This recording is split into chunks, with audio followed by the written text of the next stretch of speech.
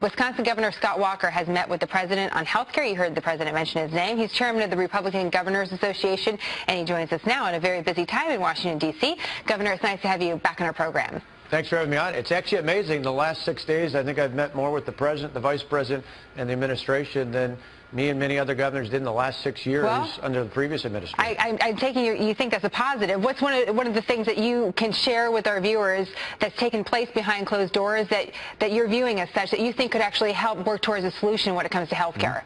Well, we can fix things. So let's begin for just 1 second and recognize that if we do nothing, the Obamacare system, the so-called Affordable Care Act, is no longer affordable. That last phrase wasn't my words. Those are the words of Mark Dayton, a Democrat governor from my neighboring state of Minnesota. Last year, Bill Clinton even said it's the craziest thing. It's not working. People, if we did nothing over the next 2 years, politically it might be popular. We could say, see, the Democrats screwed this up. But I think we have too much compassion, certainly as governors, hearing from the president and the vice president. They understand that we've got to fix this for every American, regardless of who they voted for. We've got to fix this, and we now have a partner who's willing to do that and give the states the flexibility.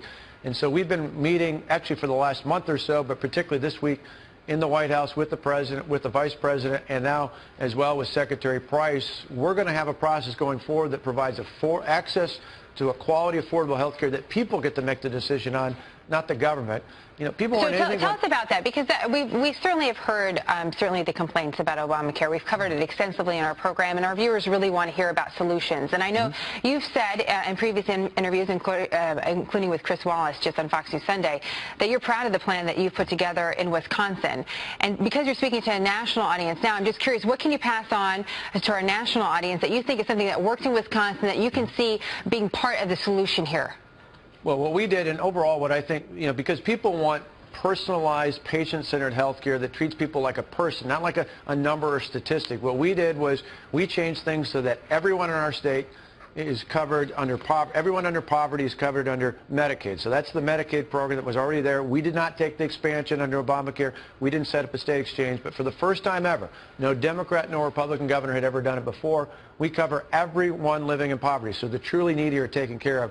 For everyone above it, for everyone above poverty, we help transition them into the marketplace. And I think we can do something very similar, understanding that every state is unique. That's why we're working together to bring states together, from states that took the expansion to states that inherited the expansion to states that didn't take it at all. We can make this work for every American. We we have to do that. What do you think about, because you say that you like the way that it's working in your state with the environment that you've had to work with, would you advocate for your folks in Wisconsin to be able to buy health care insurance in Texas or South Carolina or California? If that's part of the plan, would that actually hurt the program you have going in Wisconsin, or do you think it would actually help the marketplace nationwide overall? No, it would help. What we've done by helping people transition to the marketplace, some of those people were able to buy their health insurance, get access to their health insurance by purchasing it with a subsidy. Now with a tax credit or some other incentive, they could do the same thing. If they had a broader base to do that, that would help even drive premiums down more, because it'd be shared risk out there.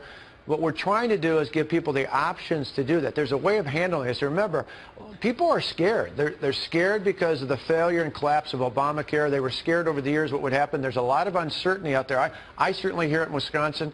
I know talking to other governors the last few days, they hear it.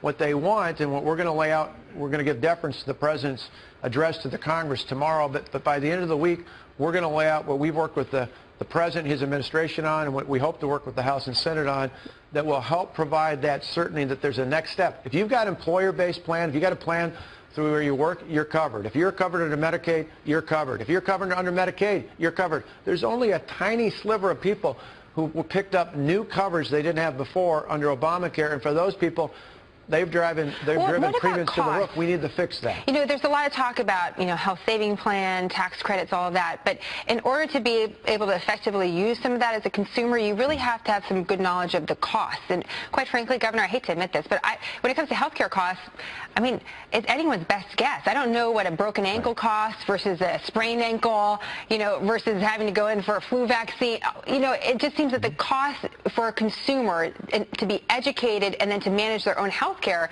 it's very difficult. So how do you solve the cost question? Not only costs going up, but just knowing what anything costs in health care. Well, the most important thing for everybody listening to know is just about everybody watching you today is not going to be affected by the change one way or the other, because most Americans don't have Obamacare. For the limited numbers that do, we're going to give them better choices, better options, better alternatives out there. And where the real cost curve comes from is better managing our Medicaid population, particularly for those adults, working-age adults, who don't have a physical disability, who aren't aged. Those people we take care of, we treat them well, we work with them well. They're not going to be affected either.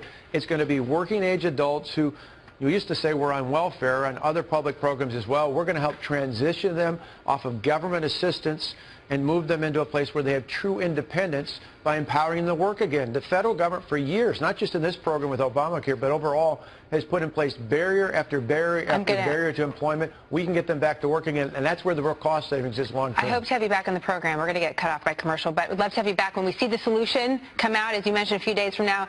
Thank you, Governor.